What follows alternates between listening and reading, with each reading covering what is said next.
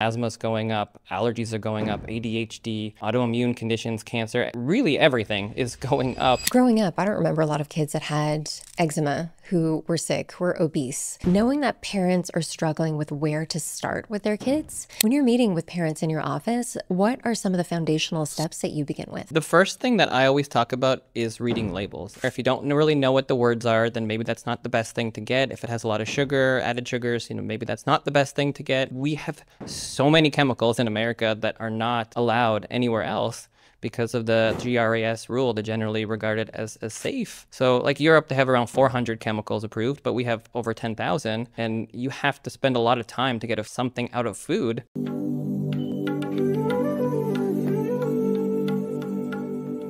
Dr. Joel, welcome to Rooted in Wellness. This is long overdue. You were like top of my list. I'm so excited that we finally made this happen. Welcome. Well, thank you for having me. I'm really excited to be here, and I've really wanted to be on for a while. I love everything that you're doing. Thank you. Okay, so thinking about today, I sent you a voice memo because I was getting worked up just doing the research and what to talk about. And we'll keep things as streamlined as possible, but the intention is really to just dive in and why all of these childhood illnesses are skyrocketing, okay? But before we do that, I want you to know this podcast is all about ancient wisdom in our modern world. And I'd love to start off by asking you, what are 3 practices that you have in your life that help you feel more rooted in yourself, in your health, in your happiness, and in who you are? I think some of the big things for me that help me to feel rooted is just taking time for myself. I think that's really important, especially with everything that I do in the office or outside. It's really easy to get stressed out. And so really taking the time to go on walks, get out into nature, and spending some time whenever I'm feeling a little stressed, I think that's really important. Focusing on eating healthy. It's not something I grew up really thinking about, but I've realized, especially after meeting my wife, who's very holistic minded, and seeing how much the food really affects how I feel. I think that's really important. So I'm really intentional to make sure that I eat really healthy, the vast majority of the time, and spending time with family and friends. I think just taking time to spend more time at home. I'm very lucky with my job that I have my own practice, so I can make my own hours, and I really try to be at office as much as reasonable, but also be home every day, early-ish, and be there with my kids as well. So I think that really helps to keep me grounded and to really focus on what's important, which I think is family. Yeah, there's something so amazing. You have a 9-month-old. You're in this baby bubble. And I remember when my kids were that small, it was almost like meditation in the sense that you're so hyper-present with them, right? Mm-hmm. Now that my kids are a bit older, I'm such an advocate for taking time, but I find I'm using my time to listen to a podcast or to do research. Like it's always connected to something else instead of just that magic of being. So I think that that's so important to hear. Definitely, yeah. So on the flip side, I'm sure, like me, you probably work with a lot of people who are treating wellness like a checklist. So, things like meditation or walking or journaling or time with your family, they're not even absorbing it. They're not present to it. It's almost like a checklist to say that they've done it. So this is uprooting, I feel like, to our health. And do you have any practices or things that you notice when you're drifting off of feeling rooted that cause you to feel uprooted? I think the main thing that makes me feel uprooted is if I get too focused on the phone, too focused on screens, too focused on the news, media, all the crazy stuff that's happening out in the world. For me personally, I'd rather be off the phone totally, but it's not really practical as a pediatrician. Parents are texting me, and also I feel like I need to be aware of what's going on because I get a lot of questions from parents in the office. So generally I am connected, but it's really easy to become disconnected by scrolling too much or feeling that stress start to bubble up. So I think for me, it really is just being aware of that. So that way, if I start to feel that way, put the phone down, put it away for a few hours, do something else, and then, be very intentional about doing that. So that way it doesn't get me to that point where I become stressed. Because I feel like I'm very lucky. I don't get sick very often, knock on wood. I guess being a pediatrician, you're exposed to stuff all the time. So I have super blood or whatever it is. But the only times I get sick are when I get very stressed about something. So just being mindful, to me, really makes the big difference and keep myself healthy. Yeah, getting depleted, right? Mm-hmm. And do you find, do you drift? You said you eat really healthy at home. Do you drift? I think people, when they watch podcasts like this, they think that you and I have the most epic, perfect, healthy diet. Do you notice that, when you do get stressed, are you having certain foods that you typically wouldn't? Not generally. I think it comes down to just purchasing good foods at home. So we don't have really anything that I would consider to be very unhealthy at home. At home, we eat very healthy. Sometimes we go out and have things that maybe aren't always the healthiest, but 99% of the time we're eating what I would consider very healthy. We spend our money on food. We try to get things that are local and from locations where we know the produce is going to be as ideal as possible. And we go shopping multiple times a week, go to farmers markets, those kinds of things. So I think of anything that we focus on in our home, it's the food. And I think that probably is one of the most important things today. And one of the big reasons why everyone's so unhealthy is because the vast majority of the food, even the best of it, is still not completely healthy, not completely without toxins. We're going to talk about the fake labeling that happens for sure. Yeah, and that's such a good point. If you don't buy it, you can't eat it, right? And there's so many healthier options to the foods that you might crave that can actually serve your health too, right? So yeah, wanted to humanize you a little bit because people probably think that you have this perfect lifestyle. Yeah, definitely not though. Yeah. There's no perfect. You do the best that you can. Exactly. Yeah. And when you have a resilient body, your body can handle these things, right? Yeah. Definitely. So the intention today, really, in the past few decades, I want to talk about how and why have the rates of illnesses skyrocketed from things like ADD, ADHD, eczema, obesity, diabetes amongst children, cancer even, right? So when we think about how and why do parents, what's the first place that parents can be proactive? And are you noticing a common denominator in the past, I guess, couple years of you being in practice? Yeah, well, I think even going back a little before answering the question, just acknowledging the fact that this is happening is important because there is a lot of denial out there in terms of what's going on with our health. I think if you look with your eyes, you can see that we're clearly not healthy. We're certainly not as healthy as when we were growing up. And to me, that's plainly obvious, but it doesn't seem to be that way. A lot of people, we're just better at diagnosing things. But the reality is, when you look at the studies, about 50% of kids have a chronic disease, which is insane. It wasn't like that just a few decades ago. It was maybe 5% or so. I mean, certainly we are better at diagnosing some things, but when you look at autism, for example, even 20 years ago it was 1 in 150. Before that it was 1 in 10,000. Now it's 1 in 36, 1 in 22 in California. Asthma's going up, allergies are going up, ADHD, autoimmune conditions, cancer, really everything is going up. So we have a big problem. And the first question is why? Why is this happening? Why are we okay with it? Why are we not doing anything about it? And why are we watching these trends just continue while we say, maybe it's just genetics. I don't even know if it's happening, right? So I think that's the first and most important thing. And we don't exactly know why because we're not looking into this in that sort of way. I mean, I think there's a lot of denial. So that is the first key. Now, why is it happening? I mean, I certainly have theories. I would say that most people in integrative space would say the big things are food and toxins. So that's what I believe as well. Yeah, growing up, I don't remember a lot of kids that had eczema who were sick, who were obese. I don't remember any diagnoses of ADD or ADHD, and that's a good point about, things that are being diagnosed now. But at the end of the day, I don't remember any behavioral changes or differences from when I was younger either. Right. I mean, you can just look at just a few different statistics. I mean, most people don't remember anyone with a peanut allergy when we were growing up. I mean, it certainly was around, but you don't remember it. And now you can't bring peanuts anywhere because so many kids have allergies. Diabetes, right? Look at type 2 diabetes. It's literally called adult onset diabetes because you didn't see it in kids. I've given talks on diabetes before and I've looked into the research and you really can't find any type 2 diabetes in kids even just a few decades ago. And now kids are getting it when they're in their young, 10 years old, 11 years old, 12 years old. I mean, it's nuts. Obesity rates, when we were born, no states had a 20% obesity rate. Now every state does. It's such a vast difference over a few decades. So there is no question that it is happening. We just need to accept that and then start to identify why so we can make a change. Because the fact that it's changed so quickly makes it very clear that it's not genetics. It's not a genetic thing. You can't change your genetics that fast. This is an environmental problem, and it's probably many different things. For sure, it's many different things. It's not one specific item, but the fact that it's changed that much over 20, 30 years means we can also go backwards, right? We've done a lot of great things in medicine. People used to die when they were 40. So not all of medicine is bad, right? But we also have to be a little bit humble and say, well, maybe we're not the best at chronic disease. Maybe we're not the best at everything. And let's be humble and look at some of the things we were doing 20, 30 years ago versus what we're doing now.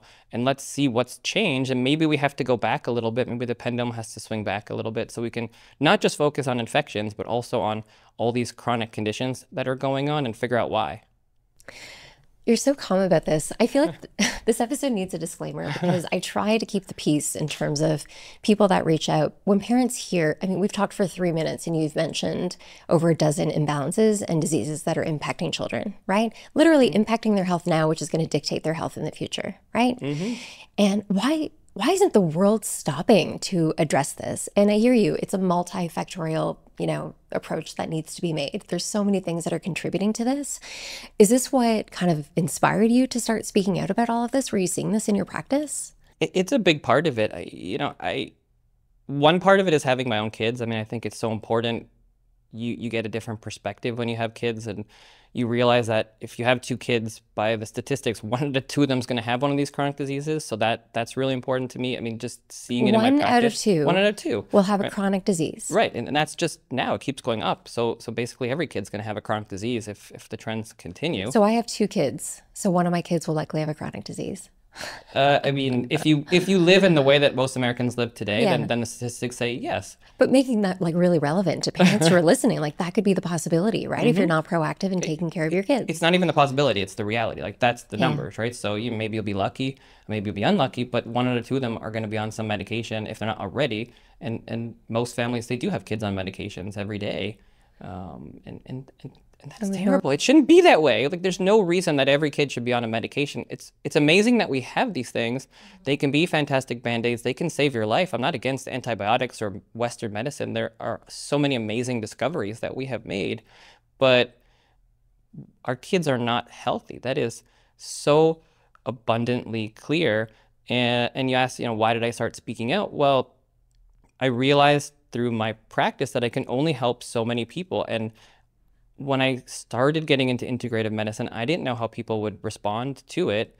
There certainly isn't a lot of integrative medicine when it comes to pediatrics. There's a little bit with adults, it's growing, but it's still the minority. But certainly in pediatrics, there's almost nobody doing it. I mean, even a big city like LA, there's just maybe 3 to 5 doctors that are integrative pediatricians, and it's apparent that people are interested in this. And we opened the practice and people started flooding the office. I've never had to advertise, and we always have a constant stream of people that are interested in coming. And so I just realized that people are really interested in this content. People are starving to figure out what's going on with their family, what they can do for their kids. People don't want their kids to be unhealthy, just don't know what to do about it, because I think the problem is so big that it makes it really difficult for a lot of parents, and they just throw up their arms and say, I don't know what to do. I can't change the air, I can't change all the water, I have to buy food, I have to eat something. So it can be really difficult and overwhelming. So let's break this down for people, because I think that the awakening that's happening is the understanding that when we go to our doctor and we're confronted with a white lab coat, especially as a pediatrician, it's a pediatrician, you trust that they're best, they know everything that they need to know to help optimize a child's health, right? And it's not necessarily the case. So what's the difference between a pediatrician and a functional integrative pediatrician? Right. Well, I would add to that, it's not the case. Going to the doctor is not about optimal health. That's not what we learned, unfortunately. I mean, I went through medical school and you didn't learn about a lot of this stuff. And until you get outside of the medical system and you start to either take functional medicine courses or at least be open to some sort of integrative holistic health, as soon as you do, you're like, oh, of course I should be thinking this way. Of course I should be thinking about why. But we're not taught that in medical school. It's not that doctors are bad people or pediatricians are bad people. Of course they're not. These are people that are helping kids. But when you go through medical school, you learn symptoms and treatment. You learn about pharmaceuticals. That's the way that medicine is built and has always been built. And there never really was a focus on prevention. There's never been a focus on diet or sleep or exercises or things that are glossed over. Did you learn about nutrition for kids? Not really. I mean, you learn about nutrition deficiencies. So you learn about, scurvy or other nutrient deficiencies, but you don't really spend any time on nutrition, and certainly not on nutrition counseling. And even if you did, let's just say that you change all the curriculum and all the doctors spent a whole bunch of time learning nutrition, you wouldn't have the time when you're seeing patients to make any sort of impact in terms of diet, exercise, sleep, these kinds of things, because it takes a lot of time to discuss. And that's not the way the system is set up. So I think parents just have to realize that doctors are fantastic at diagnosing, making sure you don't have something serious, but they're not so good at chronic disease. And that's why we're seeing this. Nobody's spending the time to focus on these things. And that's where I think parents have to start to take some power back and say, okay, go to my doctor to make sure that the illness is not needing to go to the hospital, but maybe that's not the best place to talk about their diet. Maybe I need to go somewhere else. Maybe I got to work with a health coach or a nutritionist or a naturopathic doctor or someone who's going to spend more time with me to really focus on some of these things. Because a lot of them, a nutritionist knows a lot more about diet than a doctor does. That's just the reality of it, unless the doctor's super interested in it and learn it themselves, which is the minority. And even if they do, they spend 5 minutes with you. So how much are you going to get on that? Okay, so you brought up a really good point, because I think that a lot of pediatricians, also their interpretation of what healthy is also ranges, maybe based on their upbringing, obviously the things that they did not learn in school. And they're going by this metric of our kids growing at the right rate, right? According to that graph, the chart. Sure. Some of those pediatricians are also saying, yeah, your kid is healthy, it's fine. McDonald's once a week is totally fine, right? Coca-Cola once a week is totally fine. And it's not. Like, if you have any insight to the rise in any of these diseases, this is like red alarm flashing. We need to start with the foundations with people. And a lot of pediatricians aren't doing that. So I think that the first takeaway is, one, if you do have a pediatrician for your child, this is also for people who don't have kids, because you need to know about this for the future when you do have kids. If you do have a pediatrician, make sure that they are using language like understanding root cause, or making sure that their child's health is optimized, and talking about diet and nutrition. We found a really great pediatrician who is also a homeopathic doctor, and she was very much on board to support us through a delayed vaccination protocol. And she would ask questions about diet and nutrition and hydration and stuff like that I really valued and respected. I felt like I had a partner in raising my child, but that's not the case for a lot of people. And many people today, I feel, they're struggling with understanding their children's health because it's so complicated. As a nutritionist, understanding what the heck to do now is so complicated. And we're walking into grocery stores now. And just 2 days ago, I went down every single product in the healthier kid snack aisle. I found one company that didn't use processed seed oils or canola oil or any of those inflammatory seed or vegetable oils. Of course, that one brand had a slew, like 5 different types of sugar in it, right? So we're marketed these brands that aren't serving us. We're marketed these protocols that aren't serving us. We're saying that certain things are okay for kids. So let's pull back a little bit. Knowing that parents are struggling with where to start with their kids, when you're meeting with parents in your office, what are some of the foundational steps that you begin with? The first thing that I always talk about is reading labels. I think that, you mentioned what you were doing there, just I think instinctively, was just looking through the aisles and looking at the different products. But a lot of parents don't think about these things. Again, we didn't grow up doing this, right? We just grew up eating whatever. And most of us were marketed to, and we were all marketed to, and we just never had to think about these things, but we do. And I think the first key is just to start becoming informed. You don't need to have a PhD. You don't need to be a biochemist or a nutritionist to turn the box over, read the label, see what's on there. If you don't really know what the words are, then maybe that's not the best thing to get. If it has a lot of sugar, added sugars, maybe that's not the best thing to get. And just start from there. It's great if you start learning things, and I think most people do. Once they start to read, then they're like, oh, well, what is that thing on there? Oh, I shouldn't be eating that. How could they put this in there? Oh, red 40? Why do they have that in this? Like, you start to become more knowledgeable, but at the end of the day, you don't need to. You just need to read it and try to pick real words, actual things that you know what they are. And that gets you a long way. Ideally, you start to go to farmers markets. You start to learn about where your food comes from. You start to buy real whole foods more frequently and cook more. This is something that lost most of its value over the last maybe 30, 40 years because, again, our parents were marketed to faster, cheaper, better TV dinners. You don't have to do all the work. It's, you're working really hard all day, both parents. So now, okay, here's a meal that's prepared for you. And not everyone that's in our generation is even great cooks, really learned how to cook. And we've lost our connection with the food. We've lost that connection with nature, and it's so vital. I mean, it's literally what we're built of. We're eating the food, and it becomes us and our kids.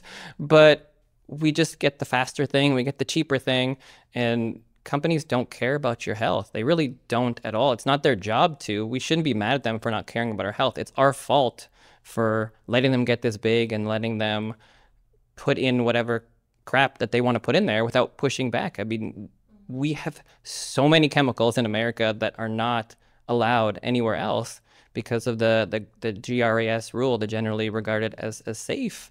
They get to choose what goes in the food. They get to do the research and say, oh yeah, we did some studies, it's safe. Because of course, a lot of companies are going to do research and say their product or their chemical is unsafe. Whereas most other countries, you have to prove that it's safe. So like Europe, they have around 400 chemicals approved, but we have over 10,000. And you have to spend a lot of time to get something out of food. And that's, a big part of, even when I was a part of recently, was the whole Kellogg's protests and dyes. We can't even get food dyes out of our food here that have no nutritional value whatsoever, with a ton of research that shows that they're harmful. And yet the companies who make the food in this country, who sell it all over the world, don't use these ingredients in other places, but use it here. They're already proven to be dangerous in other countries, right? Which goes to show, walking down that aisle that I went down, it's a for-profit aisle. Mm-hmm. They have no interest in the health of my kids or how they're going to grow. They're more interested in getting my child addicted to those foods so that we go back as parents and we buy more of them, right? That is their CEO's job. That's their company's job. They need to make more money this quarter than last quarter. That's how a business works. There's nothing wrong with that. That's how capitalism works. But you have to understand that doesn't work for your health. They're not here to care about your health unless we put standards and regulations on the companies, and unless people decide they're not going to purchase products unless they meet a certain standard, then they're going to do whatever they can do to make the products cheaper and more addictive. And nothing has resonated more with me than when Callie Means was talking about how, and I didn't know this, but it makes perfect sense that the cigarette companies bought food companies, right? And, yeah. and that just hit home. I was like, okay, that makes perfect sense, that all of these scientists, when cigarettes were kind of on the decrease, they had to put them somewhere. And what did they do? They went to the food companies and they started making them more addictive. And that's where we are today. That makes perfect sense. And we have to realize that we're marketed addictive food that's not, there's very little, if not no, nutritional value to a lot of it. And 60-70% of the calories that kids are eating are from these ultra-processed foods. Some kids don't ever eat a vegetable or a fruit on any given day. How do you expect them to be healthy when that's what they're taking into their bodies? They're getting calories, but they're not good calories. They're not from real food. No, let's call it what it is. Those are ultra-processed, hyper-palatable, addictive, non-nutritional foods. Mm-hmm. That's exactly what they are. Yeah, they're chemicals. And they're changing the palate of your child. Mm-hmm. My kids, oh my gosh, I put up a video a long time ago of my daughter. We went into a grocery store. She saw the beautiful princesses on the front of the goldfish box, right? Instantly, Mommy, can I please have these? And I picked them up and I looked at the back. For me, I try not to instill this danger around food, but helping them to understand, I work with people who are getting very sick from consuming these foods and have to get them off. But the marketing is so intense. Schools don't understand. I got hate mail after posting about goldfish being toxic for your kids. Mm-hmm. Parents don't understand, and they got really, really angry because they believe that these foods should be fine. Our kids can tolerate it. Our kids can handle it. And that might be true, but it's that combined with the Doritos, combined with the processed cereals, combined with the non-organic fat-free milk that they're getting at schools, combined with the non-organic fruit that they're getting at schools, and coffee cake that they're getting at schools. Can I make a point? Because I think it's really important that, first of all, I mean, I get a lot of hate messages too, and that's fine. People can keep sending me messages. Not just me. Yeah, it's not just you. But One of the big things, and I don't know if you hear this often, but I hear it is, oh, I ate this when I was little, it's fine. But I think a really important thing to understand is just because the product has the same name doesn't mean it's the same thing. So many of these products had very different ingredients 20, 30, 50 years ago. You look at Gatorade, didn't have Oh yeah, it was like artificial 5 dyes. ingredients or You look something. even McDonald's, right? Even McDonald's when it was first opened, it was real meat and there weren't all sorts of ingredients. They weren't frying their fries and all sorts of different things. It's a completely different product than it is now. It probably still wasn't super healthy back then either, but it was probably a lot more reasonable than it is today. And that's what's going on with a lot of these products. They have continued to make them more hyperpalatable. They've continued to try to decrease their costs by putting in more chemicals as opposed to real food. And you see that very clearly with the Kellogg's and the Fruit Loops, for example. You look at the other countries and they might have just a couple of ingredients versus a long list of ingredients here. And you're like, oh, I ate Fruit Loops when I was younger, but it's a different Fruit Loops.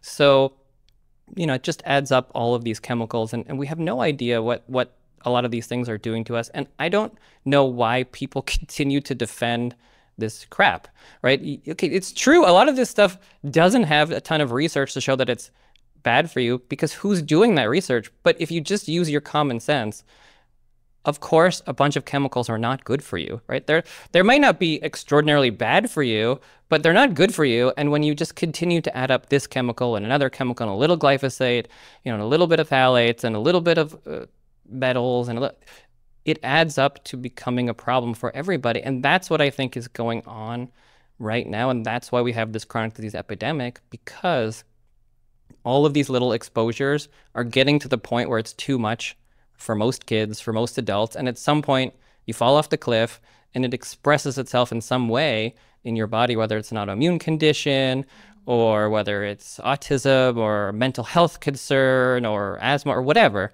It expresses itself different in different people based on their genetics or based on whatever you're exposed to.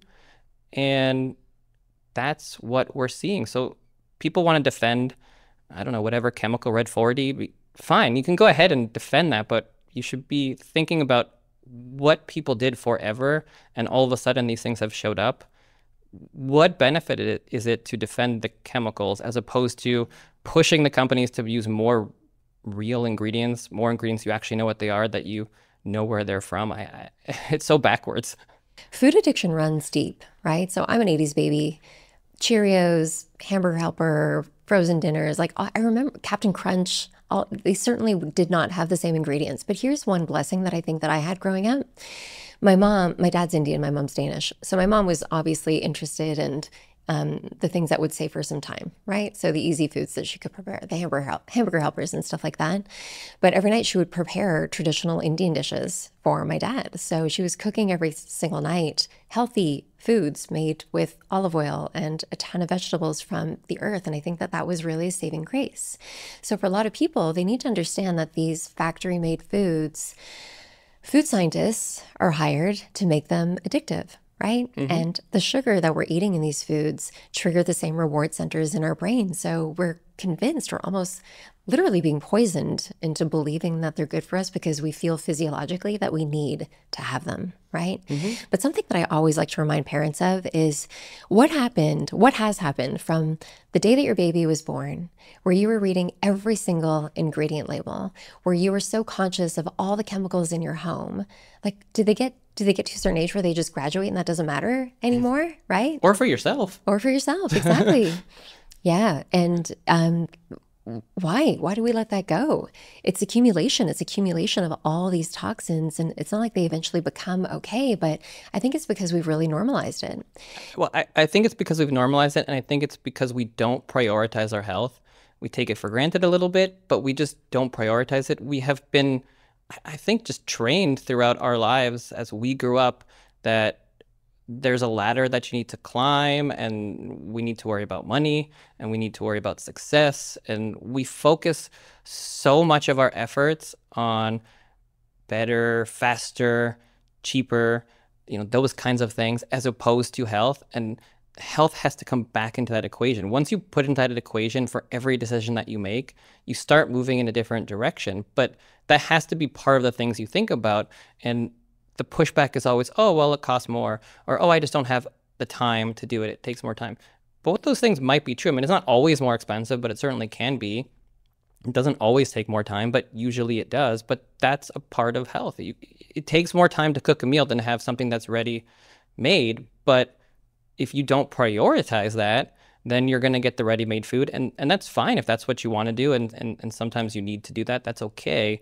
But if cooking and health isn't a part of your decision-making process, then of course your health is going to veer into a different direction. I mean, it wasn't something you had to do before, I think, but it is absolutely something we have to do now because we are bombarded with chemicals all of the time. We have completely moved our lifestyle away from anything that would ever have been considered healthy in the past.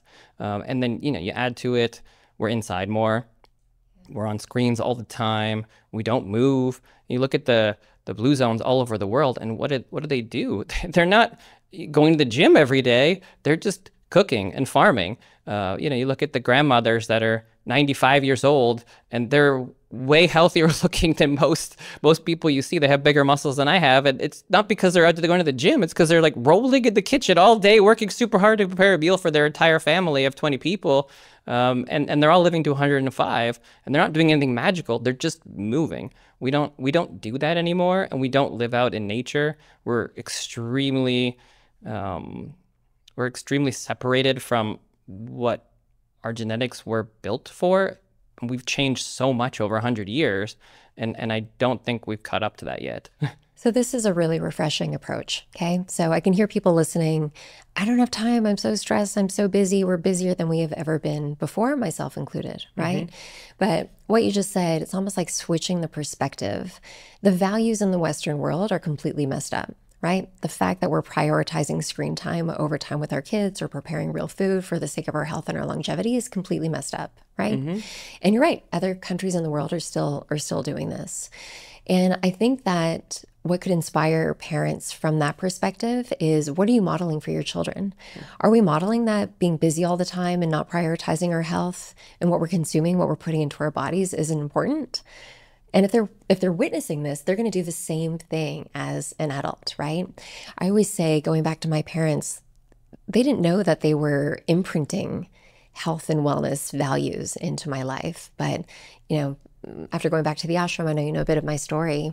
Like, I saw firsthand the power of food and being still and being in nature and living with community and smelling food for a few hours while it was cooking, right? And like the benefit of that and just how sacred of an act eating actually is for our constitution. I could care, my 20s and 30s, I'd throw that out the window completely until I got sick and went back to it. That's the foundation for this episode. Like, nothing matters when you're sick. Right. When your child gets sick, nothing matters. All you're going to do is wish that you could have gone back in time to make some really simple changes. Right. And that is such a profound point, because we don't think about these things for the most part until we get sick or until our kids get sick. And if you mention anything about money or you mention anything about time, people always want to push back and say, oh, it's, ableist. Oh, it's more expensive to eat this way. Oh, I'm so busy. I get it. That's true. Everybody is busy. We're all busy. I understand. You have to do whatever you can do within your means and whatever is reasonable for you. I totally get that. But that's still just an excuse, because at the end of the day, if you want to be healthy, if you want your kids to be healthy, this is the direction that we're going, and it's about what you're prioritizing. You can move out to the mountains if you want to. I'm not saying that you should do that, but people that get sick, they move out of the city. They change up their diet. I mean, we all know intuitively that we feel a lot better when we go on vacation, right? You go on vacation somewhere, you eat different food, you feel way better. You're in the beach, you put your feet in the sand, you feel great. You're sitting by the ocean. Like, that's the way you're supposed to feel all the time. We don't feel that way because we live the way that we do in modern Western society, live in a city. But that's not really how you're supposed to be. And that doesn't mean you have to change everything. But if you don't start at least thinking about some of these things, then we should expect to be sick with a chronic disease. I mean, those are what the numbers are. And my goal is really not to scare people, it's just to inform people this is the direction that we're going, and it doesn't have to be that way. I work with so many families, and even for myself, that you just make some small changes. You don't have to move to the mountains to be healthy, but you can think about what you purchase. You can prioritize your food. You can move more. You can oftentimes decrease a little bit of your work and spend more time with your family, or find that balance a little bit more within whatever is reasonable for you. And for most people, that's going to be fine, because if you just go back 20 years, most of these conditions were pretty minimal compared to where they are today. And that's going to be more than enough for your family. And in my office, I don't see that much chronic disease. Like, it's vastly different than when I used to work in the hospital. And that was still a while ago. And not because I'm some magical doctor doing anything magical. It's because the families that are there prioritize health to some degree. That's why they came. And so they most likely eat a little bit more healthy, move a little bit more, just think about these things. And I rarely have to give an antibiotic. I rarely have to diagnose any sort of chronic condition. I rarely have to send a patient to the hospital. Not zero, but it's way lower than the numbers are. I mean, I really almost never see most of these things. I almost have 0 kids that have obesity in the practice. There's, a few kids that are overweight, but not many. Not when you talk about like 50% of kids are overweight. It's really small. It's so incredible. I work with people who they're taking their kids to the pediatrician.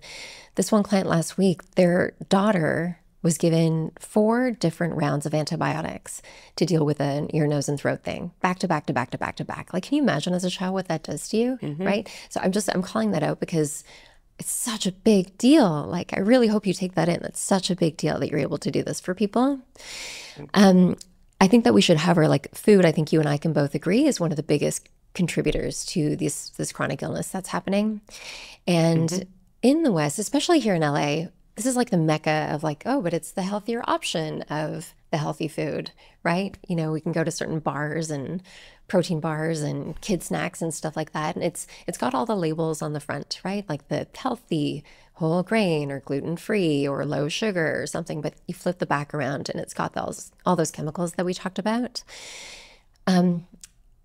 The difference that I think we need to understand between our society and going abroad, this past summer we went to the coast of Turkey, and I packed some snacks that I knew my kids would love, but we ran out of them naturally, which I really loved. And all of a sudden, for 2.5 weeks, there was no snacks. There was nowhere to buy snacks. Like, it wasn't something that was normalized there. You couldn't go into a grocery store and there was the kids' snack area, right? So what did my kids do? They ate real food. They tried new foods. Their palate expanded to trying new foods, and they were open to trying new foods. And I think that parents are often fearful, if I don't have that, then they're not going to eat anything. They're not going to eat anything at school. If your child is hungry, they will eventually eat what's in front of them, right? Yeah. No, I've never known any kid to starve. So it's a big fear of parents, because they say, oh, my kid won't eat anything. They're worried about that, which is a reasonable thing to worry as a parent. But you have to get over that hump. If you're giving your kids that hyper palatable, crappy food that gives them that energy hit and the brain stimulation, then that's what they're going to want. And you have to get them past that by getting rid of that food or finishing it off and not buying anymore. And then, yeah, the first couple of days they're not going to be happy about it because they're detoxing and they were like addicted to it basically. And then you're now coming off of a drug, so they're not going to be happy for a couple of days. And then usually within a week or 2 weeks or a couple of weeks, they'll eat the other food. They'll eat it. And it's not about giving them food that they don't want or they won't enjoy. It's about finding healthier versions of the things that they will eat. And you see very clearly, and I'm sure you've seen this a million times, once you get people off of the crap, they no longer want it. Yeah. You don't realize how it's making you feel until you get away from it for a little bit, and then you eat it again, and you're like, oh, that makes me feel terrible. And it really, really hit home for me when I watched my, he's now 5, but maybe 3 or 4-year-old at a birthday party, because we eat pretty healthy at home. But he went to a birthday party, and this was a friend who was also very health conscious too. But of course, they had cake, and and I'm not an all or none person, so he had a couple of bites of the cake, which is still fairly healthy, not a terrible one. And he was completely different for the whole rest of the day in terms of his behavior. And nothing hits home harder than when you see your kid acting that differently from just a couple of bites of not even that bad a piece of cake. And if that's how it makes him act, how is it making all of the other kids act when they eat that kind of stuff and much worse stuff every day, all the time, consistently? We don't get to see it because you only see what you know. But when you get them off of that and you realize how different they are, you will very clearly see that a lot of what we're witnessing with behavioral issues and issues with focus, and a lot of it is just food related. It's not all food related, but certainly a big portion of it is. And if we just change the food, we would have a massive difference in chronic conditions. Absolutely. Something that's really helped me with my son especially is I get him to notice his bowel movements, like the quality of his bowel movements. He will now notice, oh, mom, I had birthday cake or I had Doritos, and he will see the quality of his bowel movements change. Or he might get a bit of a stomach ache. So like get them really involved. Looking at their poop is something that they should be doing every single day too, so that they understand how their body is functioning, right? Yeah, that's the key, right? You're not trying to force your kids to eat something. You're trying to teach them how to recognize what is going on in their body and why they are eating, air quotes, healthier, because you want them to feel good. And if they eat X, Y, or Z and then they get sick, that they can recognize, okay, this made me feel bad. This gave me a stomach ache, and maybe I'm not going to make that choice when I'm an adult. That's what we're trying to teach them. We're not trying to force them to not eat Doritos. We're trying to teach them why eating Doritos is not good for them and why it will make them feel bad. And that doesn't mean you couldn't ever have a Dorito in your life again. It just means that if we're eating these kinds of things all of the time, it's the little things that add up. Every little exposure adds up. And what is in most of these products isn't food. It's chemicals, toxins. It's really poison, some of it. And we need to get away from it and get away from it being okay. Again, not to shame people that are eating it, but just to recognize that this is very bad for us. The food that we're eating is extremely not okay at this point, and we have to do something about it. And I'm really excited to see that for the first time in a long time, it's really been amazing that there is such a momentum this year towards health. It's not a political thing, but it somehow got to become part of the politics. But I guess it's good that it became part of the politics to some degree. There is discussion about kids' health. For the first time ever, it's a major issue that people are talking about, and momentum is starting to go in that direction. And I think next year it will become even more of a big issue because for whatever reason, it became a part of the election. And then people started to notice like, oh yeah, look, this is not good. Yeah. It's not political. It's like the kids are not healthy. So let's do something about it. This is what you and I do. So obviously it's front and center for us, but a lot of people I think genuinely just did not know. If they saw that it was available at their superstore, then they thought it was safe to consume, and it's not. So like, to own in on this, look at the back of the ingredient labels. If there's an ingredient that is in it that you don't understand, chances are you should not consume it. And be okay as a parent to start saying no. Like, we have to take parenting back. Absolutely. You have Say to be okay no. with it. Like, it's okay to not give your kid Oreos just because they want it. Like, you have to get okay with, this is not okay for your health. This is not good for you. We're not buying this anymore at home. If you go to a party and you have a bite, okay, fine. You do what you got to do. I don't think that's a good thing, but but at home, we are not eating this anymore. I'm modeling this. I'm not buying it anymore. We're finishing off what we have, and that's it. We're going to buy real food. We're going to cook more. You're going to cook with, you're going to come with. We're going to pick other snacks that you like, but that have better ingredients. You're going to read the labels with me, and that's how it's going to be. I want you to be healthy, and a part of being a parent is being a parent. Like, you're not always their friend. You have to actually parent. You have to teach them these things. Protect them. Yeah, that's such a great point. I really want to just emphasize like the key takeaways that you mentioned. So getting them involved, getting them to look at the ingredient levels, but also getting them involved in cooking at home. My kids, if they're in the kitchen, if they're cutting, chopping, or cooking something, they're more likely to want to try it, especially if it's a new food, right? So get them involved. They need to know how to cook for themselves in the future. And if you're spending the bulk of your money on these processed foods, I promise you, and I'm sure you agree, if you're spending your time in the outer perimeter of the store where more of the whole foods are, or in the produce section, you'll be saving money long term by focusing on those foods than the processed foods. Definitely. And there are if you live in a big city, for the most part now, we're lucky. Like, there are farmers markets, there are places you can go, or even you can get to know a farm and buy a box and they ship it right to your home, if you're busy. Like, there are a lot of options now with, not everything's good about the internet, but there are some great things where you can search out and get a farm box from Idaho.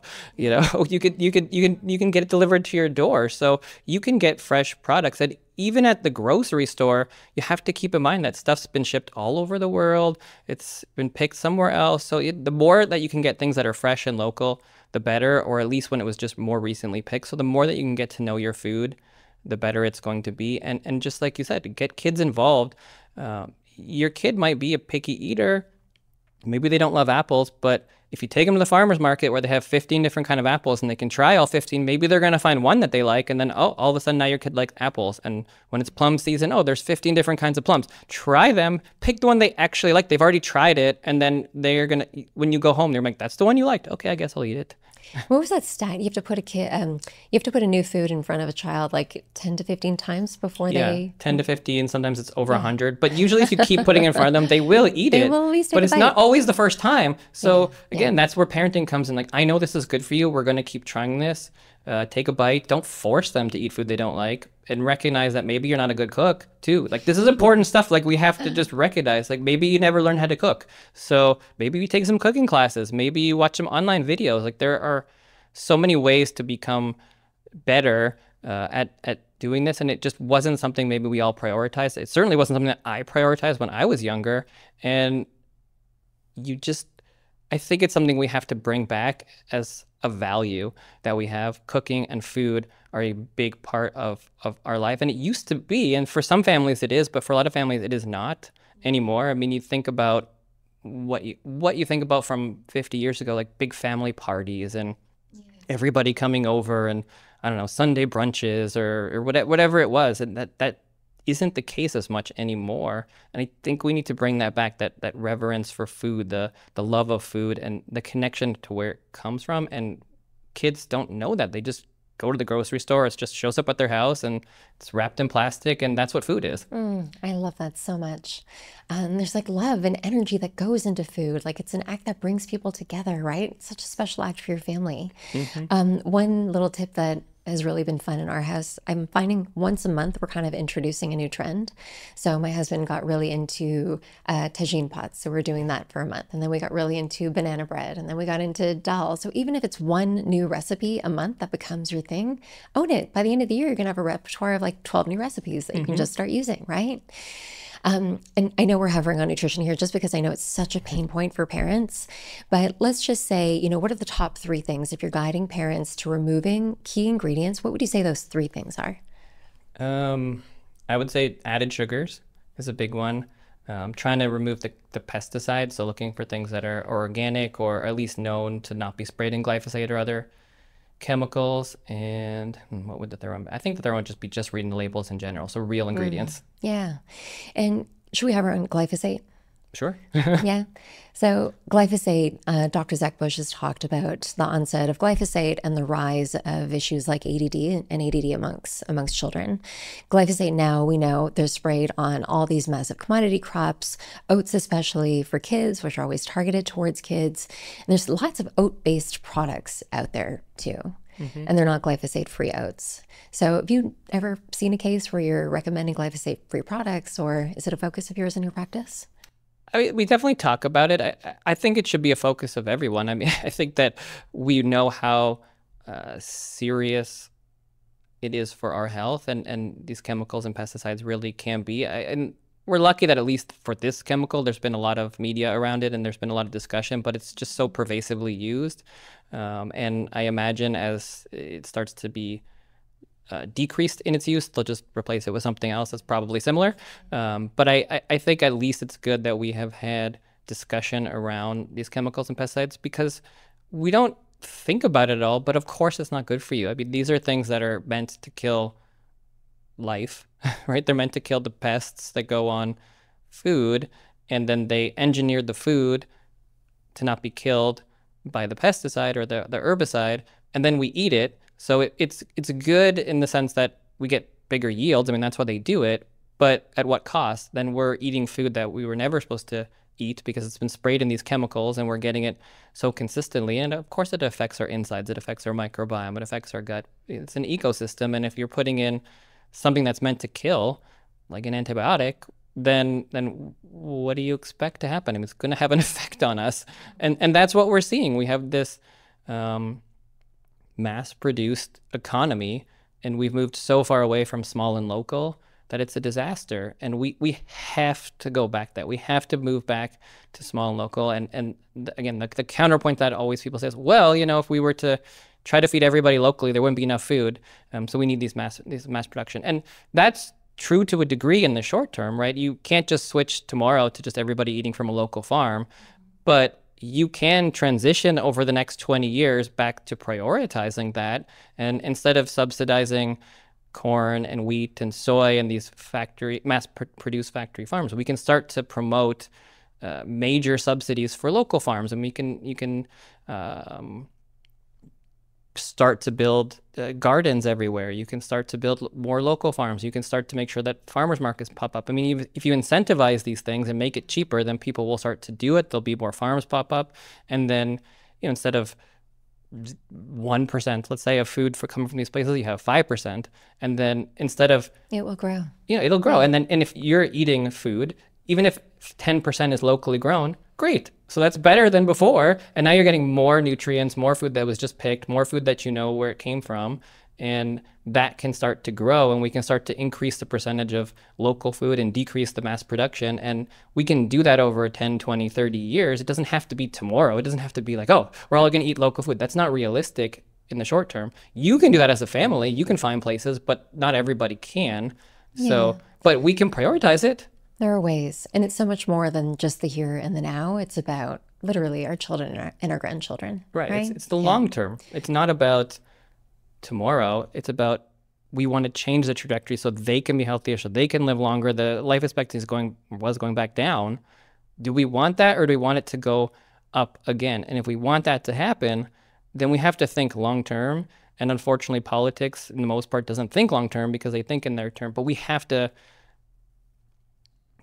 get away from focusing on the big corporations and focus back on health, and hopefully there's such a spotlight on this now that people will start to recognize, you know what, these big companies, they have all the money, they know how to market, they know how to lobby, they know how to do all these things. We need to get people that are outside that system to have a broader look, and that doesn't mean we're going to get rid of all these companies. It just means let's find some middle ground where they can still make their billions, but maybe make a little bit, you know, fewer billions, a little bit, and make a little better products, and maybe we can transition some of that money to some of these other places. Like, you know, there's this big discussion now on giving all the kids weight loss drugs, right? I mean, that's a big thing that they're talking about, potentially covering it. And for the money you could cover these drugs, you could give better food. You could give gym memberships. You could cover a lot of things. It's very short-sighted, and we have to think longer term. Yeah, and especially everything that we're learning about the microbiome for kids, right? And how the health of your gut is associated with weight gain and energy and mood, right? Where's the education on that? There's nothing. There's nothing. That was a really great analogy. So if you are eating a food product that is sprayed with something that is designed to kill bacteria and bugs, you're going to consume that product. It's going to do the exact same thing in your body and kill the exact same bacteria and bugs that are designed to keep you healthy. Of course it will. I mean, these are things that are so obvious if you just step back and you think in a common sense way, but nothing's common sense anymore because we've been told that it's not dangerous. I mean, if any influencer out there mentions anything like, oh, these chemicals are toxic or there's a problem, then the bigger you are, the more these companies are going to be like, all right, we need to stop that. We need to shut it down. Let's make sure that we say that there's no research to show it. All right, there may not be research to show that it's dangerous because it doesn't exist because nobody's doing it. That doesn't mean it's not dangerous. You know that it's dangerous. We know that eating a real food is better than eating a bunch of chemicals. It doesn't mean that those chemicals are extraordinarily unhealthy, but they're obviously more unhealthy than eating an apple. Like, we don't need a study to show that. You know that. We all know this. I'm asked almost daily, Mona, does organic really matter? Like, come on, organic's going to change. And I just say, you know what? Like, yes, the organic policy is going to change in the future, but if you were to imagine going to a farm and you saw somebody in a big hazmat suit going and spraying all these chemicals, wearing a mask, gloves on because you couldn't touch how harmful these chemicals are. Would you ever take your child or yourself even and pick off that strawberry from the vine and put it directly into your mouth? No, never, right? It's no different than if that's happening without you seeing it and then it arriving days later in the grocery store. We just have to ask more questions and understand where food comes from. So thank you for shedding that light. Okay, so shifting gears, stress and mental health. Stress and mental health are huge concerns for families, especially living in today's world. What was the stat? The stat was 13% of children aged 3 to 17 have a diagnosed mental health issue. And these numbers are continuing to go up. Anxiety-related disorders amongst adults, but also now children, are on the rise. Why isn't there an urgent need for intervention amongst youth for this? I think there is an urgent need, but it goes back to, I think, a lot of what we're talking about before. There's so many issues going on right now, and a lot of these issues are more silent. Like things with mental health, people don't want to talk about it. Or again, it's just there are so many issues that it's really hard to focus on any one issue, and everything just keeps continuing to skyrocket. And especially when we're talking about kids and teens, just like you said, the mental health rates are terrible. I mean, we've seen it. We went through COVID. I mean, it got worse. It was already bad. That threw gasoline on a fire that was already there. And now we have social media and we have the internet, and that's not helping in any way either. And so we just have all of these factors coming together, and it's no easy task to kind of peel back those layers and focus on any of those things, because we can't even focus on the easy things. Mental health is a very complex, difficult topic, and I think that we're not even getting the easy stuff right. So we have to start peeling that back. And again, I think it comes to the family level, where we just have to recognize that kids' mental health is not the best. And so focusing a little bit on that too, making sure we're checking in with our kids, trying to minimize the screen times, and just recognizing some of the things that we do have some control over, that can be really helpful. Yeah. And maybe before we get to lifestyle, do you see a lot of kids with digestive issues? Oh, yeah. Yeah. So why don't we shine a light then on the connection between digestive issues and things like stress and anxiety? Yeah, I do think we have a pretty good understanding at this point. I mean, we're still at the beginning of understanding everything, but we understand the brain and the gut are connected. I think anybody who has eaten any sort of sugary food, you know how it makes you feel. It changes how your mood, and so we are really starting to understand that what we eat matters for our health and our mental health. It's all connected, and it goes back to everything we talked about before. If you're not eating healthy, it affects your brain, it clouds your brain, changes the way that you are perceiving the world. And unless we make those connections, unless we clean up our diet, then our mental health is just one part of how it's affecting our bodies. And I know it. I mean, if I don't eat healthy, I don't feel great. If you don't eat healthy, like, you're sluggish, you don't want to do anything the rest of the day. So how are you supposed to focus in school when you just had a bag of chips and you're wired and then you're down? It's pretty obvious that these things matter, but they're all connected, and that's where it just goes back to the foundations. It's not overly complicated where to start. It's a big problem, but from a family level, it's not a big problem. You just get back to the basics. You focus on cleaning up your diet and moving more. And we didn't talk about exercise too much today, but that's the other thing. I mean, that we know that for depression, for anxiety, almost in every study, exercise beats out medications, right? It always beats it out. It doesn't mean that a medication can't be useful. It doesn't mean that it can't save your life. Of course it can in the short term, but nobody should be getting a prescription for an antidepressant without a prescription for exercise too.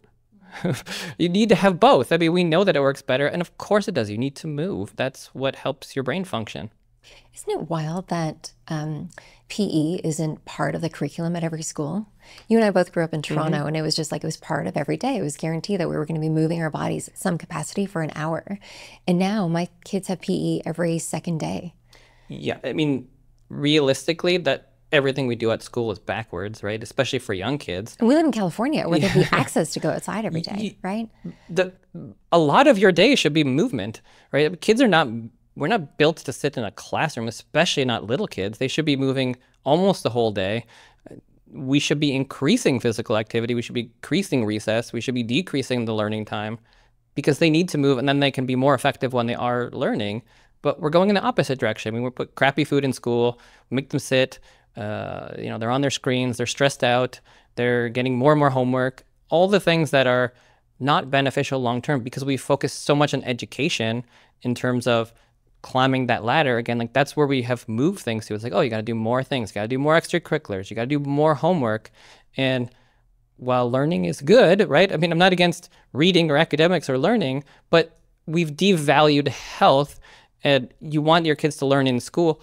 They need to also be healthy. And look at what's going on with our academics. I mean, they're the worst they've ever been on most scales. We're one of the worst in the world for a lot of these things. And so what we're doing isn't working. It's not working. I mean, modern medicine isn't working for our health. We're less healthy than we've ever been.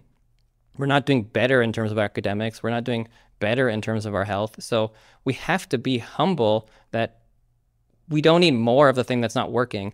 We need to step back and re-examine it and say, okay, what's working, what's not working, what can we change so that way we can move forward for our kids. Like, this is for them. Not everybody agrees on the exact direction you should go, but we should agree that we should care about their health, and we should be open to talking about everything.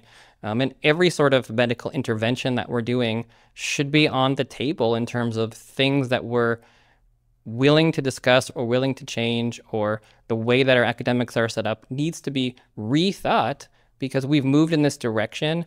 And I think a lot of it is because of corporations and money. Yeah, absolutely. And we have to get back to the actual kids, what matters for them.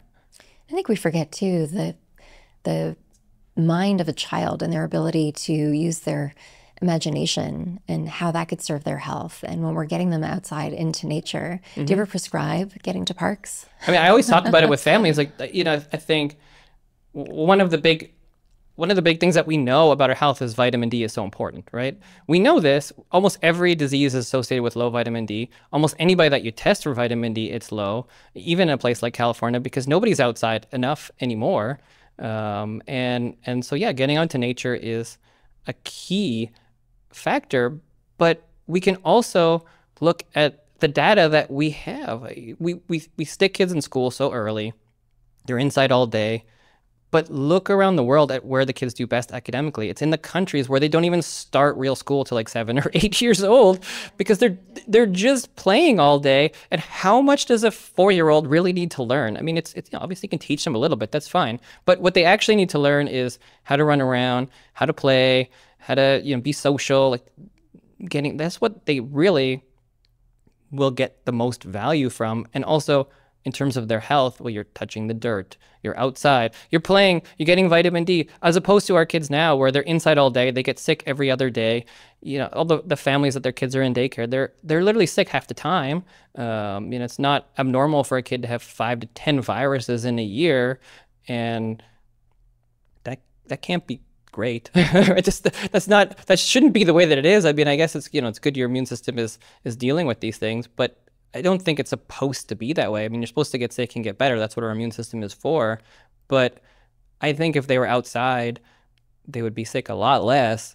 And we're depleting their immune systems and then shoving them in a room with a bunch of kids. And that's probably the opposite of what they need when they're 4. With fluorescent light, with no fresh air, right? Right, chemicals sprayed on everything. I seek opportunities for my kids to get dirty. Like, I remember coming home, I would always have like dirt under my nails or like, mud all over my clothes. And that just doesn't happen with our kids. So these are some powerful lifestyle changes then. Are there other key lifestyle changes that you would recommend in terms of preventing illness or disease? Well, when we talked about food, we talked about exercise. I think sleep is very important. Like a screen time. Yeah, right? yeah. Well, screen time too. So those are connected. But I think certainly for the older kids, getting off screens early is super important. Not to be stressed about screens. I don't think screens inherently are bad for you. It's what we're not doing that's the problem, right? Our teens are on screens for 7 to 9 hours a day on average. So what are we not doing? We're not getting outside. We're not moving. We're not exercising. We're not socializing. We're stressed out about what we're reading. I mean, these are the things that are happening when you're on for 7 to 9 hours. So I think prioritizing family time and getting off of screens is really, really important, especially as kids are getting older. If you're on, if your kid's watching a movie on a plane, that's not the end of the world. For sure. But you have to focus on minimizing that and maximizing time together, I think. So if people want to know, okay, like just tell me how many hours a day or a week would you say is a guideline?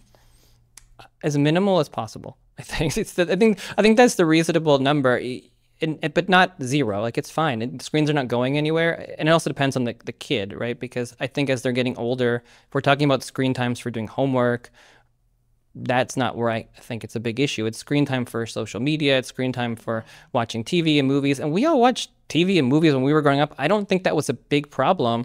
And I think that's okay, especially if it means, okay, you're going to watch a cartoon for half an hour. There are a lot of programs that are educational that you can learn things.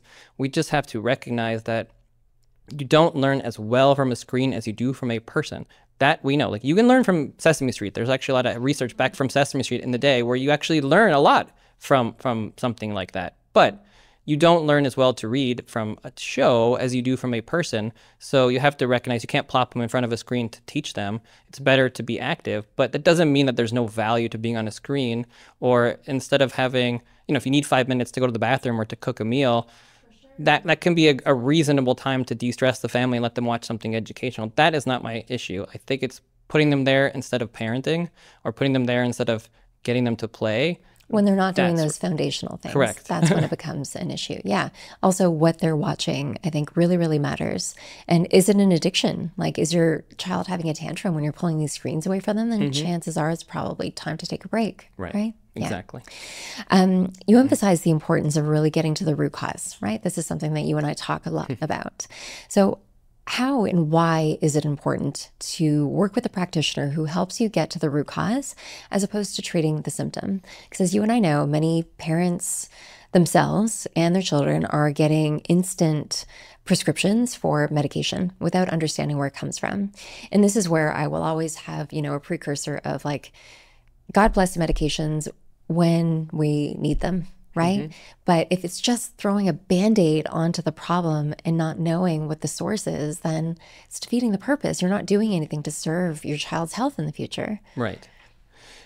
The key is to really think about why, right? Why is something going on? There are many acute illnesses where a medication is completely appropriate because you have a pneumonia, you could die 100 years ago, you get an antibiotic and that can save your life. So that to me is not really the issue. It's either throwing a medication when you don't even ask any questions, or because you're like, it could be something, so let's just take an antibiotic just in case.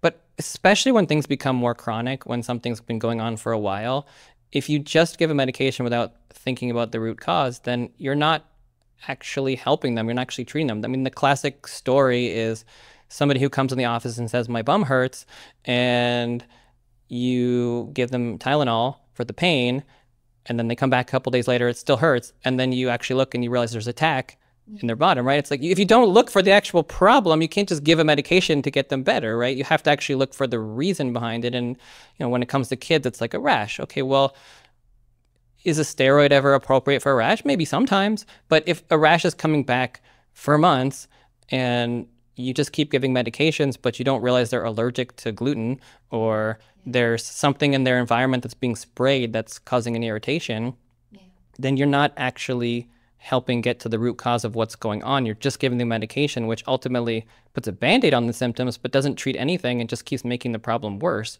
So that is root cause medicine. It's just thinking why, spending time. And it's hard in modern medicine. There's only so much time, but at least if you work with a practitioner that thinks in that way, then hopefully as something becomes more chronic, you start to think in that way. But also as a parent, you can also think in that way. I have found over the years that the vast majority of the time, it's empowering parents to think in that way that actually figures it out, because I'm not there with you. If your kid's having, I don't know, a rash for something, I mean, it's talking it through that helps parents. It's not actually finding their solution most of the time, because they realize, okay, I need to think about why. And then they can start to pinpoint, okay, the rash got worse today. What did I do? What did we eat? Oh, we just went to the playground today. I've had parents that have, it's the park when we go every time. Oh, they changed schools and the rash went away a couple of days later. Maybe it was something they sprayed at the school. Like, I can't know those things, but I can empower you to think about them so you can start to chart out, okay, it gets worse. What did I do? Because it could be a food, it could be a pet, it could be a chemical, it could be something it could be your detergent, it could be anything. So it's not always easy to figure out. But if a parent becomes a detective, they can usually figure it out. And you're teaching your kids how to become a detective also, right? Which is so important. That's parenting. And my heart goes out, like there's so many parents that I know who ADD or ADHD, right? They're given a prescription for that. They notice an immediate improvement in the symptoms of their child.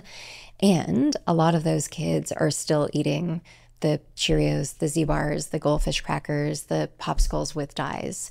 So how do you balance those two together? I know ADD is like, it's such a hot topic, and there's more kids being diagnosed with ADHD.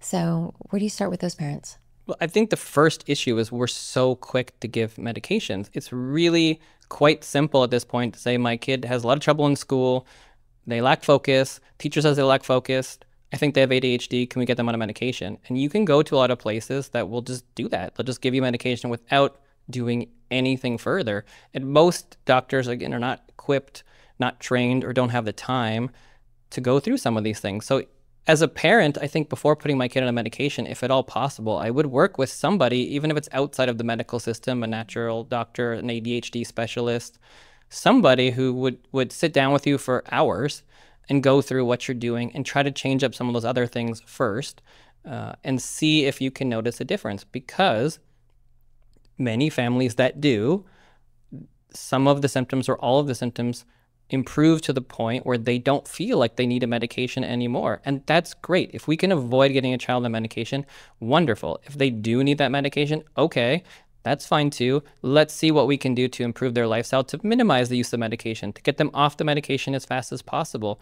There are certainly kids where a medication can be helpful, and that's fine, but that should be the last resort. That should be the thing that we do if everything else has been tried and they still need it. And sometimes it can be very beneficial for a child, right? That's okay. That's not what, we're not against medicine, but not every other kid should need an ADHD medication. 10% of kids shouldn't have ADHD. Like we're misdiagnosing that. We're overdiagnosing it. Some people do have it, and some people truly can benefit from some of these interventions. But we have to step back and say, are we misclassifying this? Are we classifying it too quickly? Are we giving a medication too quickly? And what else can we be doing, and why is this happening? And just like you can go back to the story with my own child, if your kid is eating crap all day, every day, then maybe their symptoms are just from the food. And maybe if you got rid of that food and you give them better food, they wouldn't actually have those symptoms anymore, and you could save them a lifetime of medication. Why not try that first? Just try it. It might have nothing to do with that, but let's try the common things being common. And so many families find a benefit. Ask any natural practitioner, all of them. They will all say food, number one. For so many people, for almost everything, you change up your diet and most of the symptoms go away. If not all of the symptoms. Sometimes it's all of the symptoms. Sometimes they're 100% better. You lose your diagnosis just because you change up your lifestyle. It can happen. I've seen it before. Medicating too many children. And what a great concept, just having a doctor who will go through everything else with you first and leaving medication as the last resort if needed, right? Do doctors get paid on writing scripts for ADHD medication? No, you don't really get paid for prescriptions. You only get paid for visits for medicine, so not really. Okay.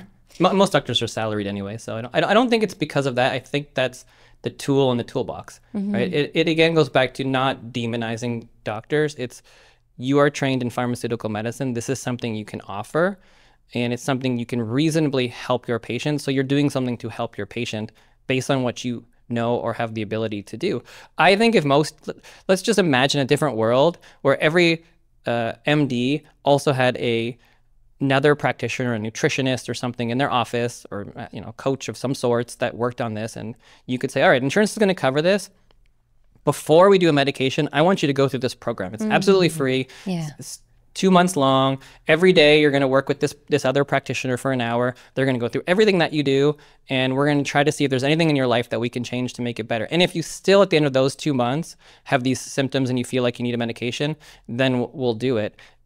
If that was the reality for doctors, they would absolutely do it. It just doesn't exist because it's not paid for, and it's not reality for the 10 patients they have to see every hour. They have to just move on to the next. It has to be the future of healthcare, though. It should be. It should be. I mean, I have the dream where it's going to be more like dentistry. Like dentists have it right, actually. They actually figured it out a long time ago. You go to your dentist, and what do? You see the hygienist for your whole visit, right? You don't see the dentist. You go in, they check your teeth, they clean your teeth, they do all the discussion, they do all the teaching. You're there with them for 45 minutes or half an hour, however long it is, and then your dentist waltzes in and, you know, the serious stuff they deal with, or they check everything over to make sure that it's right. But you're not spending your time with them. They're spending their time on the more difficult stuff, which I think is the right way to do it. There's not enough doctors to spend an hour with everybody. That's not realistic. We need to team up, and we need to have the opportunity for people to spend their time with a nutritionist for half an hour. If you have obesity, you should have easy access to a team where you can go, and instead of getting a medication, which is, you know, $1,000 a month or whatever, give that $1,000 to the nutritionist to teach you how to eat healthy. Try that first for 2 years, and then put them on a medication if you need to. But I guarantee you, if you did that, the vast majority of people would no longer be obese or overweight. Oh my gosh, the goal of a nutritionist is for you to not have to work with them so that you're equipped with the tools to have for the rest of your life. You're going to come back on and we're going to do a full session on just integrative healthcare and how we can just manifest what an office visit should look like, from the breath that they're taking when they get there to the intake and the food information and education that happens. Like, I think that we just have to start painting a big picture for what parents should expect. And it could be. It could happen. If we can contemplate a world where you can cover through Medicare or Medicaid $1,000 a month for a medication, then you can take $250 a month for health and prevention and wellness, and you would save a lot more money, and you'd have a lot healthier population that could do a lot better. So these are things that are possible, and I hope that in the next decade that those are the kinds of things that we move towards. But it's going to involve pushing back on big companies, because insurance is not going to cover that unless you force them to. You got it. Okay, speaking about pushing back, the hot topic is vaccines. Yeah. We all want to know, you know, a lot of parents are overwhelmed. How do you navigate the discussions in a way that really helps parents feel not only informed, but really empowered about their decision? I mean, vaccines are unfortunately the most hot topic. It's really sad that that's happened. For years, I didn't really even talk about it because it's just such a hot button topic that it just causes craziness no matter what you say. And to me, I think it starts with the fact that we have to be able to talk about everything. We have to begin to allow conversation around vaccines without getting angry at each other. Everybody has the same goal. It's health and wellness for our kids. Not everybody agrees on how to get there, but everything has risks, everything has side effects, everything has, you know, things have benefits, they have risks. We have to be able to weigh those things, and we have to be able to have open discussions about them. And so that's why I've started talking about it more, because I think it needs to be out there in the open. I've actually written a book about it called Between a Shot and a Hard Place, and that's going to be available for pre-order. So that it's coming out. I've been going through all the research on vaccines for, you know, the last several months to kind of put everything together, because it's crazy. I mean, the vast majority of families that come to me just want to talk about shots. Yeah. The vast majority of the questions I get online are to do with vaccines, because parents don't feel like they're heard. They feel like their concerns are dismissed, and they feel like they can't ask questions. And everything online is so divisive when it comes to vaccines. It's really like very much one side or very much the other side. Everything's in the middle somewhere. Right. And just by asking questions doesn't mean that you're anti-vax. Right. Right? You just want to make the best informed choice. Right. I don't believe we should be forcing people to do anything. I mean, literally the doctor, the word is from Latin meaning to teach, docere, and that's our job as doctors, is not to force people to do things. You can believe that vaccines are the best thing ever. That's fine. But your job is not to force people to do it. It's to convince them, to give them information so they can make the best choices for their family. And that's not what's happening in medicine anymore. It seems like this is the way, this is what I believe, this is what we're doing, and if you don't like it, too bad, I'll see you later. And the unfortunate part of that, or the crazy part of that, is everything that's gone on over the last few years, especially with COVID, has opened up people's eyes. And the discussion around vaccines and shutting it down has had the exact opposite effect, where people are more hesitant to do vaccines than ever. exemption rates are at the highest they've ever been. People choosing not to vaccinate are the highest it's ever been. Confidence in medicine is the lowest it's ever been. Before the pandemic, the research showed that 70% of people thought very highly of medicine and doctors. Now it's like 40%. It went down so much over just 4 years. And that's not from small studies. That's from hundreds of thousands of people from major studies. So we've actually, because we won't talk about it, have created a situation where people don't trust anything. And most people do want to vaccinate their kids. They just want information. They want to be heard. They want to talk about the risks. They've heard, their friend had this complication happen, or they had something happen to them, and they don't want to be told that there's no risk. There is a risk to everything. There's, of course, a risk to vaccines, and there are, benefits and risks, and we have to be able to weigh those for ourselves. And it's not happening right now. There's no discussion around that. And in every book that I've ever read thus far about vaccines, cherry picks. They cherry pick research on one side or the other to prove their point. And I think that we need information in the middle. And that's why I chose to write a book about that, because I wanted to take myself out of the equation and see what information was out there and present both sides, present things that like people like RFK said and then someone like Paul Offit said, kind of compare and contrast those two things. Because if you read, I don't know, from a Paul Offit book on hepatitis B, and then you read like Neil Miller book on hepatitis B, or Paul Thomas or something like that, they'd be different products. Like Right. they're Yeah. completely different products, but it's not true. And how do parents navigate that? Since you've been in practice, I'm sure you've also seen way more mandatory vaccines that are a necessity for our school systems too. Well, even when I started, it wasn't a necessity. So It wasn't necessity. you Wow. used to, even in California is one of the most stringent places for vaccines, but so there's three levels of exemptions. There's personal beliefs, so you just choose you don't want to do vaccines. There's religious exemptions, and then medical exemptions. California and several places have gotten rid of the personal belief exemptions and the religious exemptions over the last few years. So now it's just medical exemptions that you can have in California.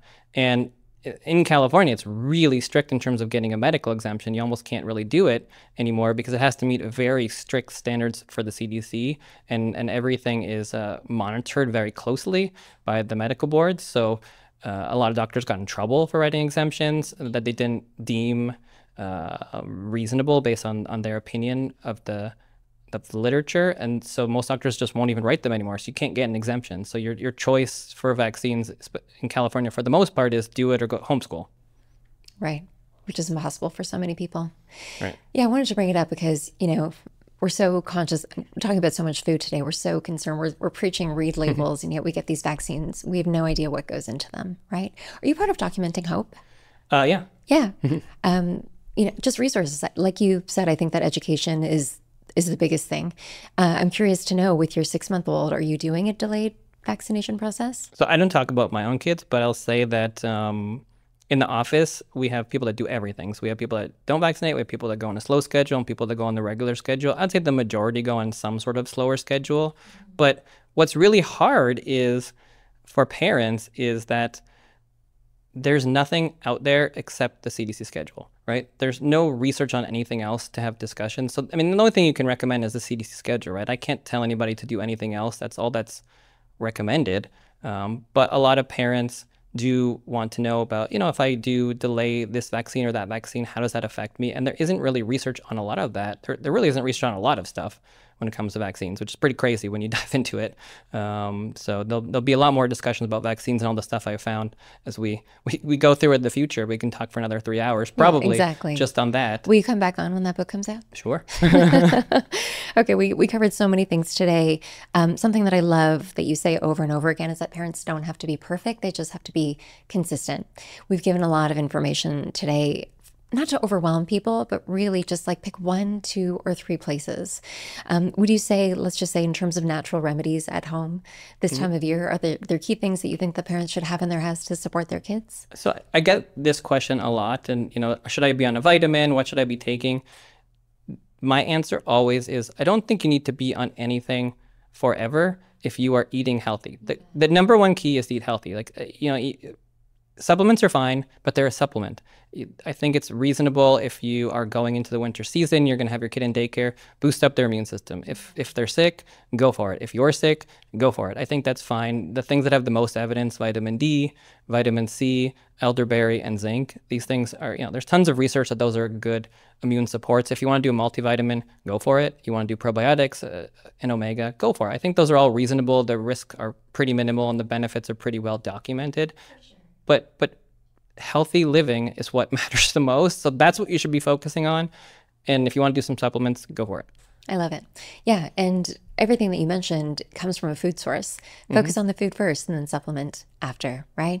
And you mentioned vitamin D. At what point do you do any lab testing for children? How do you decide? We do sometimes. I mean, for the thing with kids is you got to be careful with doing blood work because it's not that fun. Yeah. Because you're poking them and getting a bunch of blood work for kids. So we do it if we need to, but generally you start with the basics like we just talked about. There's no point to do a ton of blood work if they're not eating healthy and they're eating a ton of sugar. Yeah. So start there. You want to, if they're having a lot of issues, then yes, I think it's reasonable to certainly do some blood work, if not functional blood work. But that's rare. I think that we want to just focus on some of these things. And for vitamin D, get outside more. I love it. So good. All right. I can't wait to have you back. To wrap things up, we're going to go through some rapid fire questions. Sure. What are the most common mistakes or misconceptions that you're seeing women make with their health? Not prioritizing themselves. So I think, for me as a pediatrician, I guess I see a lot of moms right after birth or, young kids. And of course, it's very busy and it's hectic. But the most important thing that you can do for your child is to be healthy yourself. And so you have to, at least to whatever degree you can, prioritize yourself and your health and take some time and try to share the load with your partner as much as you can. So that way you are also part of the equation. I get it. We're busy. We're tired. You're not going to not be tired when you have a baby. But at least if you can prioritize a little bit, do something, go for a walk, hang out with your friends, whatever it is that you can help your own mental health for a couple of minutes, do that. Oh, I love that. This ties into the next question. What's one way that women, let's say parents too, are making healing and health too complicated? You've said this over and over on today's episode. Go back to the basics. Yeah, I mean, the foundations. Correct. Yeah. Okay. What's one favorite ancient healing remedy that you love? Doing nothing. Doing nothing. It's an ancient remedy. Medicine, we do way too much. Yeah. Way too much. Kids are healthy and resilient. Parents are healthy and resilient for the most part. And we always want to do something. And I think one of the biggest issues with medicine, again, going back to what we talked about, is the only tools in a physician's tool belt are medications as opposed to supplements or doing nothing. And I get it. Parents are stressed and they come in, their kid is sick. They want you to do something. And 99.9% of the time, they don't need to do anything. They just need a couple more days. So doing nothing is the actual remedy that's going to make them the healthiest. I love that. The art of just being. Our bodies are so resilient, right? We have to remember that. If you had to pick something about modern medicine that excites you, what would it be? I think that we talked about that. I really think at the beginning of a movement, I have been talking about kids' health for a while, but this last year, it has become a major part of the discussion. And I think for a very good reason, because you can no longer hide how sick everybody is. So I'm very excited that there is such a groundswell of movement around our health and kids' health and everybody's health. And I think we are living through the beginnings of a major change. I agree. What are the top 3 things that we can start doing right now to optimize our health? Read food labels, move a little bit more, and spend more time with your family and friends. Beautiful. If you could leave our listeners with just one takeaway that you're most passionate about right now, what would it be?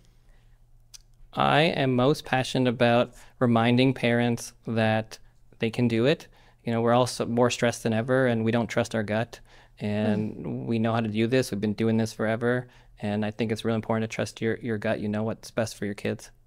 I find myself going to your Instagram page for that reason alone. You have such a great way of taking these really complicated topics that seem daunting and overwhelming as parents and putting them into a really empowering, simple way. So thank you for that. Tell everyone, how can they find you? How do you like to communicate with your... So you can find me on Instagram or X at Dr. Joel Gator.